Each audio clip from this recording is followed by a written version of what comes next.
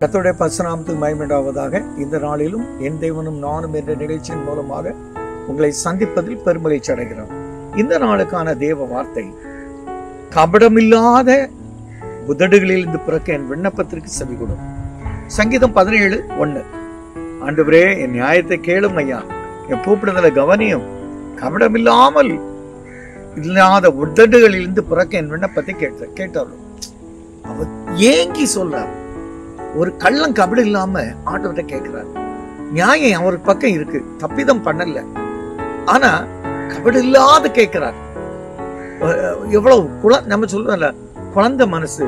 அந்த நான் சொல்ல, அவர் ஒரு குழந்தைய போல தேவ சமூகத்துல வந்து கள்ளம் கபடு இல்லாமல், ஆண்டவரே எனக்கு பக்கம் நியாயம் இருக்கு, நான் சத்துருக்களால் நெருக்கப்படுறேன்னு கதறி அழுகிறார். அந்த விண்ணப்பம் கேட்கப்பட்டது. இதுக்கு 2-3 எக்ஸாம்பிள் சொல்லலாம். இந்த கபடம் இல்லாத விண்ணப்பம் கேட்கப்பட்டதான்னு கேட்டார். தேவ சமூகத்துல கேட்கப்பட்டு இருக்கு. இந்த கானானிய பெண் இயேசு கிறிஸ்துட்ட வரும்போது ஒரு வார்த்தை கேட்பான், என் மகளுக்கு சுகம் கொடுக்கணும். இல்ல உனக்கு எல்லாம் கிடையாது, பரவாயில்ல ஆண்டவரே, அந்த மேஜையிலிருந்து விழும் துணிக்கைகள் எங்களுக்கு போதும். பாருங்க, அந்த விண்ணப்பம் நீ விரும்புகிறபடி உனக்கு ஆக கடவுள் என்று சொல்றார். உன் விசுவாசம் பெருசுங்கிறார்.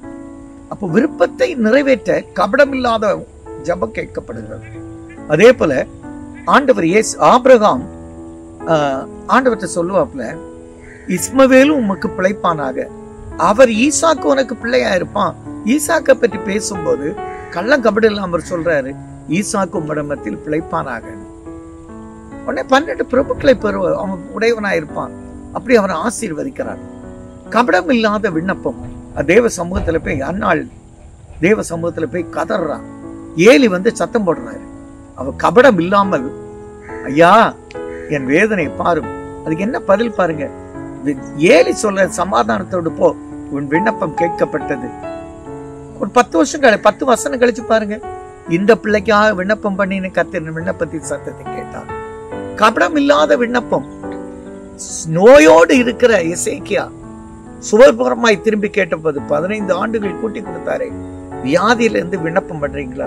கடன்ல இருந்து விண்ணப்பம் பண்றீங்களா? எந்த காரியத்துல விண்ணப்பம் பண்றீங்க? உங்க விண்ணப்பம் கேட்கப்பட்டிருக்கு. கர்த்தர் இந்த விண்ணப்பத்தை கேட்டு நீங்க என்ன நோக்கத்துக்காக கபடமில்லாமல் தேவனை நோக்கி கூப்பிடுறீங்களோ, உங்களுக்கு உடனே உங்களுக்கு பதில் கொடுப்பார். அவங்களை ஆசீர்வதிப்பீங்களால. தகப்பனே, கபடமில்லாத ஜெபத்திற்கு நீர் பதில் கொடுக்கிற கர்த்தர். ஆண்டவரே, தாவீதை போல ஆபிரகாம் லோத்துக்காக ஃபைட் பண்ணிட்டு இருக்கிறான். 5 நீதிமான், 10 நீதிமான், 50 நீதிமானுக்கு கொஞ்சம் கொஞ்சமா குறைச்சி 5 நீதிமான். கர்த்தர் அந்த விண்ணப்பத்தை கேட்டு லோத்தை சோதோமில் மீட்டு கொடுத்தாரு. அதே போல உங்களுக்கு ஒரு மீட்பு வச்சிருக்கிறார். ஒரு புத்திர பாக்கியத்துக்காக போராட அன்னாள் புத்திர பாக்கியத்தை பெற்றால் நீங்களும் பெற்றுக்கொள்வீங்க. சுகவீனத்தில இருந்த இசைக்கியா 15 ஆண்டுகள் கூட்டி கொடுத்தார். இந்த வியாதியோடு கஷ்டப்படுற உங்களை பார்த்து கர்த்தர் சொல்லுகிற வார்த்தை, 15 ஆண்டுகள் உனக்கு கூடுதல் உண்டுமா, கவலையே படாத. ஆண்டவர் அப்படி ஆசீர்வதித்து நன்மை செய்ய நல்ல பிதாவே. ஆமென்.